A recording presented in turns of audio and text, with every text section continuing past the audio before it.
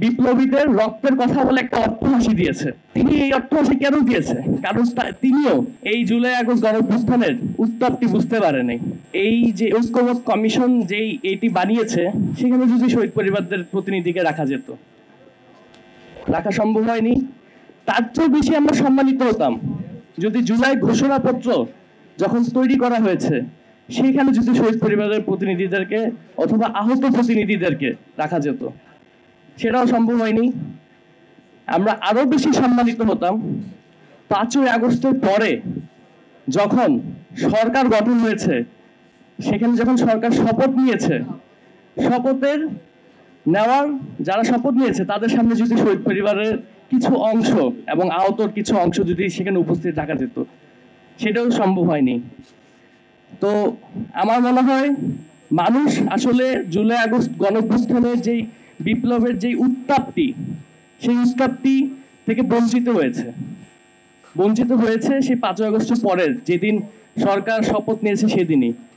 কারণ আমাদের ভাইরা রক্ত দিয়েছে, আন্দোলন করেছে রাস্তার, সেই উত্তপ্ত পরিবেশের মাঝে তারা আন্দোলন করেছে। কিন্তু এই বিপ্লবের পরে যে সরকার এসেছে, সেই সরকার শপথ নিয়েছে এসি রুমে বসে। সেই সরকার সেই বঙ্গভবনের এসি রুমে বসে শপথ নিয়েছে। তাদের উচিত ছিল বঙ্গভবন থেকে বেরিয়ে এসে রাস্তার মধ্যে অথবা শহীদ মিনারের মধ্যে শপথটি নেওয়া। তাহলে আমার মনে হয় এই উত্তাপটি বোঝা যেত। আমরা কয়েকদিন আগে দেখেছি যে কোনো এক স্বনামধন্য সাংবাদিক বলেছে যে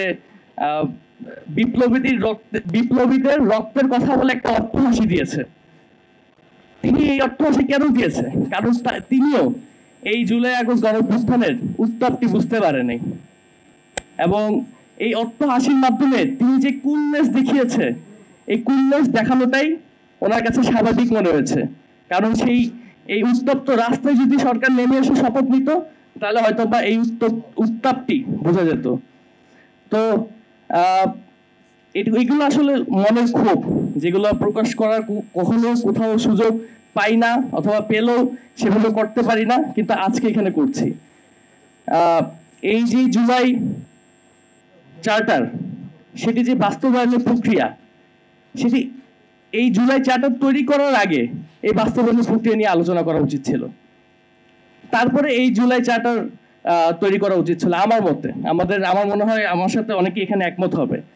কারণ আপনি যদি নাই জানেন এটা বাস্তবায়িত কিভাবে হবে, তাহলে এটা বানিয়ে লাভ কি?